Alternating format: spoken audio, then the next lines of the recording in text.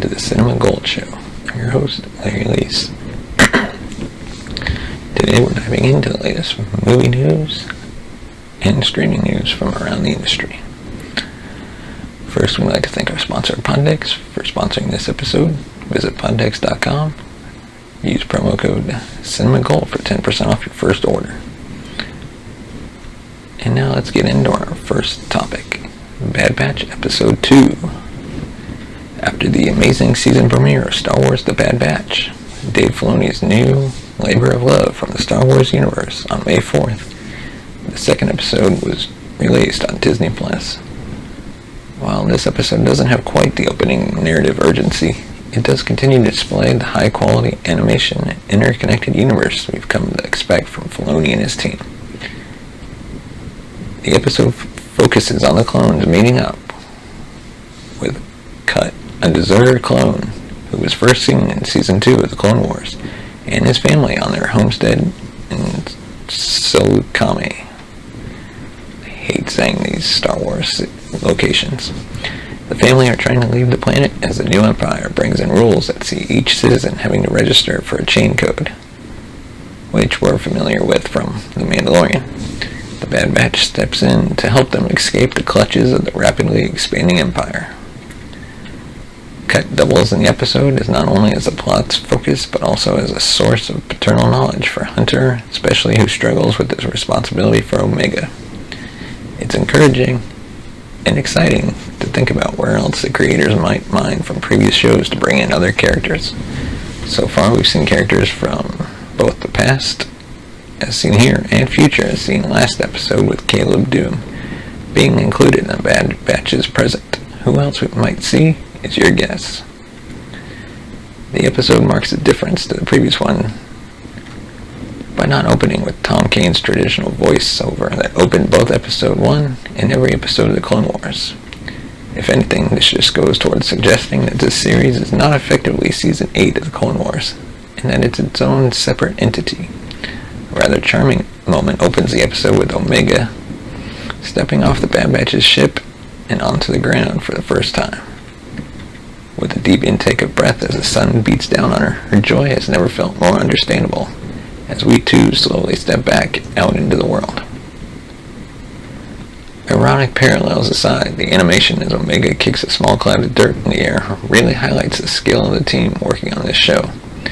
As with the Clone Wars and Rebels before it, the Bad Batch is making a strong claim for these Star Wars animations to be considered a vital part of the universe that all fans should watch for both the ways it expands the universe and the quality of its design and execution.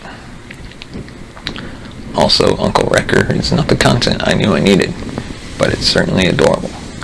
Some moments are, however, strained to create tension. Just as the plan is coming together, one regular clone trooper looks intently at Cut and says, "You look like," before being interrupted. Forgive me, but a hat and a cloak do not make a full disguise when you're looking at your mirror image, surely. Also, the Echo wasn't able to undo the clamp on the ship, even though he's previously been seen to shut down entire droid armies. Was also a little uninspired. Finally, I think we all knew that Omega wasn't going to be bowing out of the show already. That said, I'm glad we're not being subjected to an arc of the Bad Batch trying to recover her, as might have happened had she gone with Cut. Nonetheless, the nature of her defection is interesting, and will no doubt prompt many theories over the coming episodes. Early on in the episode, Clone Commander Rex is name-dropped, and it's a matter of time until we see him again. Quite where this show will go, I'm not yet sure, but I'm certainly excited for what is to come. What did you make of Episode 2 of Bad Batch? Let us know your thoughts in the comment section below, and don't forget to hit the thumbs up button and subscribe. And now on to our second topic, Mighty Ducks Game Changers Episode 7. The Mighty Ducks Game Changers continues to impress in its 7th episode, Pond Hockey. In the Mighty Ducks Episode 7, the Don't Bothers are still upset with Evan for attending a Ducks practice, and Sam and Sophie are taking it the hardest. Meanwhile, Alex has a crisis in confidence about her coaching and finds support in the least expected place. It was bound to happen eventually that our favorite underdogs would have a rift that threatens to tear them apart. And I appreciate that The Mighty Ducks Episode 7 continues its streak of subverting my expectations in how it approaches and resolves this conflict. In a kids show, I would usually expect the protagonist that everyone is upset with to apologize a bunch of times, get nothing in return, then do something heroic to fix everything. But that's not enough for the don't bothers, which it shouldn't be. Kids aren't so fickle. There are a few that are willing to forgive Evan quicker than others. In fact, Nick's lines about it are just as hilarious as ever. But Sam and Sophie are not so quick to make amends. I wish that the way Evan does eventually receive acceptance of his apology from them would have been more based on being better than just saying he will or making extra gestures. But I also understand it's a TV show with time constraints. Ultimately, I'm just glad that it displayed kids showing healthy boundaries and evaluations of their self-worth and taking their time to forgive Evan. I hope this isn't Sam's only big moment to shine this season. Everyone else on the team has now gotten an episode each to develop their character. They've gotten to show off their strengths and their whole selves.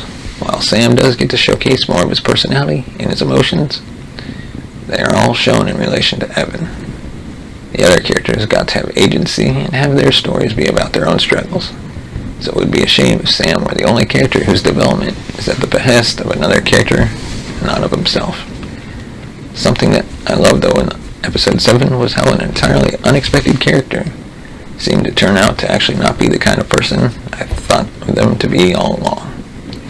Alex is struggling with feeling like she's not a good coach and not fit for the job. The pep talk she gets from Gordon is fine, and I'm still here for their relationship.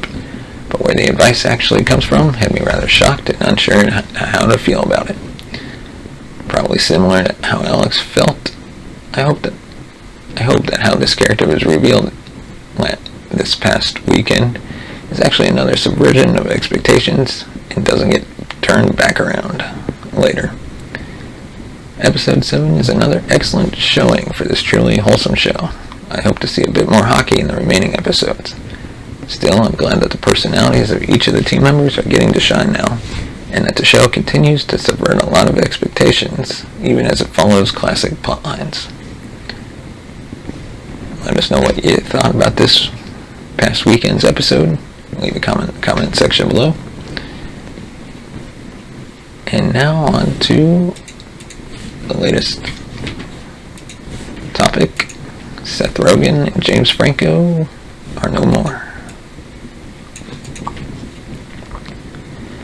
Rogen is distancing himself from Franco after multiple allegations of sexual misconduct. Few pairings dominated the 2000s comedy scene like Seth Rogen and James Franco. After meeting as young actors on the cult series Freaks and Geeks in '99, the two went on to star in successful buddy comedies like Pineapple Express, This Is the End, The Interview, and even collaborated on several more projects together. But as sexual misconduct allegations mount against Franco, Rogen has, for the first time, publicly distanced himself from his longtime collaborator. During an interview with the Sunday Times, Rogen was asked if he felt he had enabled Franco's behavior. Rogen responded, "What can I say is that I despise abuse and harassment, and I would never cover or conceal the actions of someone doing it or knowingly put someone in a situation where they were around someone like that. However, I do look back at a joke I made on SNL in 2014, and I very much regret making that joke. It was a terrible joke, honestly." The joke he's referring to was made in the opening monologue where Rogen quipped that he had pranked Franco by catfishing him as an underage girl. Franco had come under fire for messaging an underage girl on Instagram. Allegations of sexual misconduct have followed Franco, which include a lawsuit filed by several students at his former acting school. In addition, Buzzy Phillips wrote in her autobiography that Franco physically attacked her on the set of Freaks and Geeks. At the time these allegations were made, Rogen has said that he would continue to work with Franco in the future, but he since changed his mind, saying, "I also look back to that interview in 2018 where I comment that I would keep working with James, and the truth is that I have not, and I do not plan to right now." Rogen added that their friendship has changed, saying, "I don't know if I can define that right now during this interview. I could say, it has changed many things in our relationship and in our dynamic."